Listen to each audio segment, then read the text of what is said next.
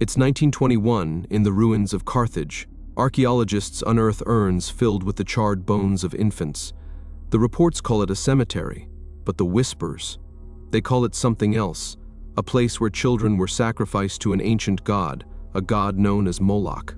Fast forward to 2003, American tanks roll into Iraq. Among the chaos, artifacts vanish from the Baghdad Museum, tablets, statues, and fragments tied to Babylon and its gods. Some disappear into private collections, others into silence. Ask yourself, why is it always the relics of fire and blood that go missing first? The Bible warned of Moloch. Kings condemned him. Prophets spoke of his fires, where sons and daughters were passed through the flames. For centuries, we've been told these were just myths, dark stories meant to scare children. But here's where the story turns darker. Every time Moloch is dismissed as a symbol, new traces surface, from the Tophet of Carthage to hidden rituals whispered about in modern halls of power. And yet, official records remain vague. Photos are lost, reports redacted, silence where there should be evidence. So ask yourself, if Moloch was only an ancient nightmare, why do his symbols still appear in our world today? Why do his fires never seem to die out? Stay with me, because tonight we follow the smoke. And where there is smoke, there is always fire. The ancient fires of Moloch, the name first appears in the Hebrew Bible.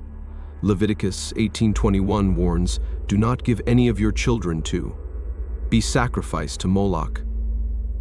Jeremiah 3:2-35 records with horror that the people of Judah built high places in the valley of Hinnom, burning their sons and daughters in fire. Think about that.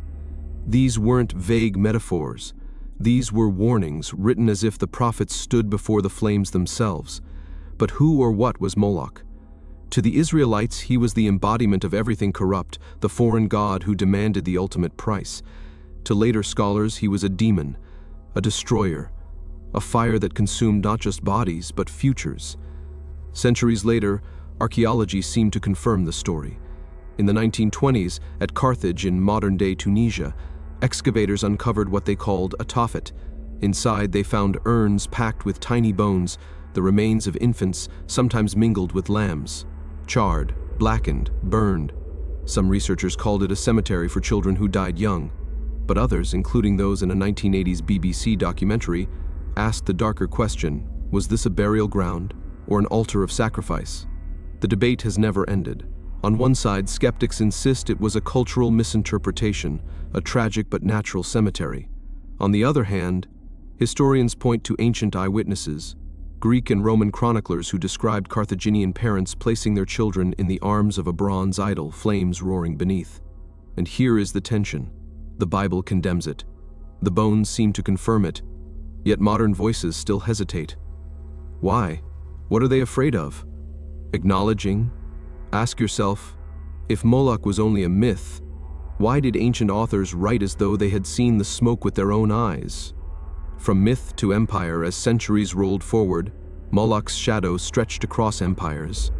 The Phoenicians carried their gods with them as traders and colonizers, spreading rites and stories from the Levant to the shores of North Africa and beyond. Among the Babylonians, whispers of fire altars and child offerings echoed through their myths, tied to deities of war and fertility. Patterns emerge if you follow the trail. Fire, empire, sacrifice. Again and again, the price of power is written in blood. The question is, why is it always the same? When Rome went to war with Carthage, the stories grew darker. Roman chroniclers like Diodorus Siculus claimed they had seen, or at least heard first-hand accounts of Carthaginian rituals. Children were laid into the outstretched arms of a bronze idol, flames roaring beneath. As the metal heated, the offering would slide into the fire below. Was this propaganda designed to justify Rome's conquest, or a chilling eyewitness confirmation of biblical warnings? The detail is consistent. The image is horrifyingly specific. Bronze statues, open flames, parents offering children, not to save them, but to save the city. Rome called it barbaric. Yet Rome, too, was no stranger to gods demanding sacrifice. From the blood of gladiators in the arena to the offerings made before battle, every empire, it seems, burned something or someone for its gods. So the question is unavoidable. Why does every conquering empire tell the same story of fires burning for the gods of power? Why does this pattern repeat across history, geography, and myth? And more importantly, if the empire of yesterday fed Moloch with fire, who feeds him now? Modern shadows, Moloch didn't vanish with Carthage. He reappeared first in whispers, then in books. During the Renaissance, occult texts painted Moloch not as a forgotten idol, but as a living demon. In grimoires, his name stood beside others: Baal, Asmodeus, Lucifer. To some, he was the spirit of war. To others, the patron of child sacrifice. Even in accusations against secret societies like the Freemasons, Moloch's shadow lurked, invoked whenever people suspected hidden hands shaping history. Then came the archaeology of the 20th century. In the 1970s, radar scans at Carthage revealed what appeared to be more urns buried beneath layers of soil, evidence that the Tophet was larger than anyone thought. Yet reports trickled out unevenly. Some findings were published, others quietly shelved. A Smithsonian researcher claimed entire sections of the dig went unreported. Requests for documentation under the Freedom of Information Act produced pages, but pages heavy with black ink, whole paragraphs redacted. Ask yourself why. Why would ancient urns be treated like a matter of national secrecy? And then, in Washington, D.C., the whispers changed shape. Some pointed to the owl-like figure hidden in the street plan of the Capitol, others to the stone owl idol at Bohemian Grove in California, where eyewitnesses claimed elites performed a ritual known as the cremation of care. They described robed figures, firelight, and chants echoing against redwood trees. A symbolic burning, they said, to rid themselves of conscience before wielding power. There are no official transcripts, no sanctioned photographs, just leaked footage, fragments of testimony, and stories quickly dismissed as conspiracy. But in a world where cameras are everywhere, silence itself becomes suspicious. No photos, no reports. That absence is perhaps its own kind of evidence. And the same question keeps returning. Why Moloch? Why does this god of fire and sacrifice, condemned in the Bible, feared in antiquity, keep resurfacing in modern halls of power? Why not Baal? Why not some other forgotten name? But here's where the story turns darker. If Moloch was once fed by the fires of empire, then today someone is still tending the flames. So ask yourself, why is this god carried from Carthage into the digital age? The cultural mask Moloch has never fully left our imagination. Instead has been reshaped, disguised, and repurposed. Literature has kept its fire alive. John Milton, in Paradise Lost, described Moloch as the fiercest spirit of all the fallen angels, the demon of war, thirsty for blood and violence.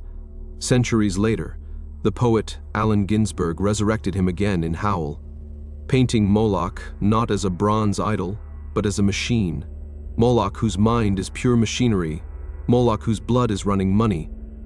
In his vision, Moloch was the modern system devouring the young, the poor, the powerless.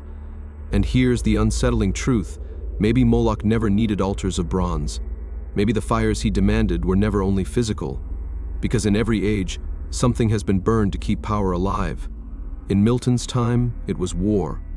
In Ginsberg's, it was industry. And in ours? Ask yourself, are we still laying our sons and daughters on the altar of power? Look around.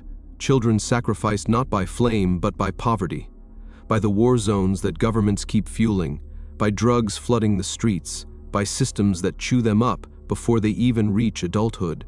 These may not look like the fires of Carthage, but the smoke is no less real. And here the pattern grows sharper. What began as myth became symbol. What was condemned as a barbaric ritual is reborn as a cultural critique. And yet, alongside the metaphor, allegations of something far less symbolic keep resurfacing, reports of secret gatherings, of symbols displayed in plain sight, of rituals dismissed as theatrical but surrounded by silence. So where does the mask end and the true face of Moloch begin? History shows us the image of a fire god consuming the innocent. Literature reframes him as industry, empire, and greed. And now, in the present, we stand at the edge of another question. Are we dealing only with a metaphor? Or has the mask of culture always been hiding a very real fire, Because if the myth is only a symbol, it should have burned out long ago.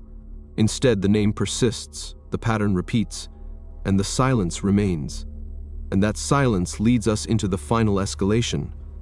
If Moloch was once a god of ancient empires, why is he still named in the controversies of today?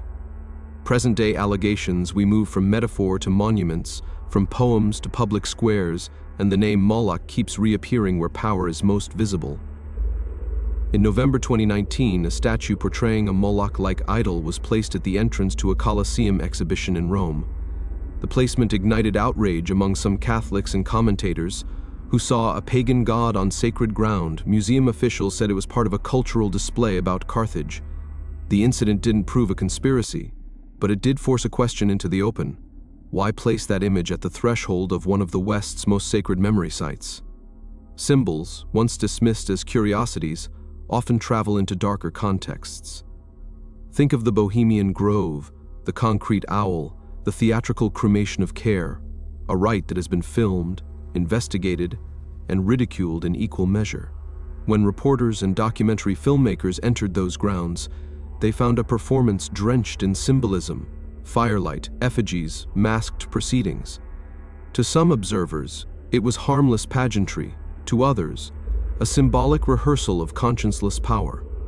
The footage and accounts are real. The interpretations remain contested.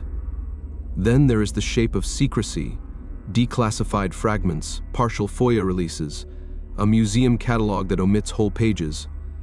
Those gaps are easy to explain away as bureaucratic noise, and yet when redactions cluster around artifacts tied to ritual and sacrifice, the pattern grows harder to ignore. Ask this: if these are just artistic motifs, why do they appear again and again in places of power? Why at the Colosseum's gate? Why at secluded elite gatherings? Why in redacted pages of official files? This is the escalation, from urns in Carthage to statues in Rome, from poetry to private rituals, a global ladder of pattern, secrecy, and silence. And at every rung, the same question burns: are we encountering mere symbolism or the faint echo of something far older, still being tended by human hands? If these are only symbols, why do they keep appearing where decisions are made? Ask yourself, who benefits from keeping the fire alive?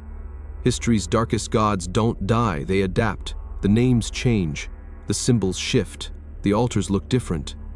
But the pattern? The pattern endures. Once Moloch was bronze and fire, a towering idol where the innocent were offered up in flames. Later he became a demon in scripture, a warning in myth. In literature he transformed again into the god of machinery, of money, of war.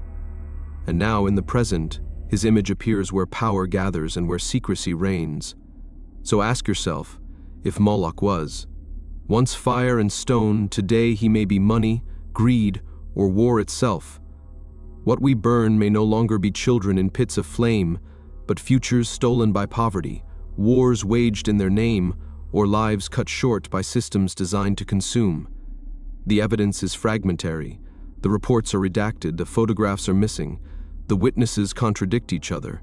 But the smoke is still rising. And where there is smoke, there is always fire. So I ask you directly, what is being burned in our world right now, and who is feeding the flames? This is the silence we live with, the silence of missing pages, sealed archives, vanished artifacts. And that silence may be the loudest evidence of all. We are left with the open question: are these merely symbols, or the shadows of something alive, something still moving beneath history's surface?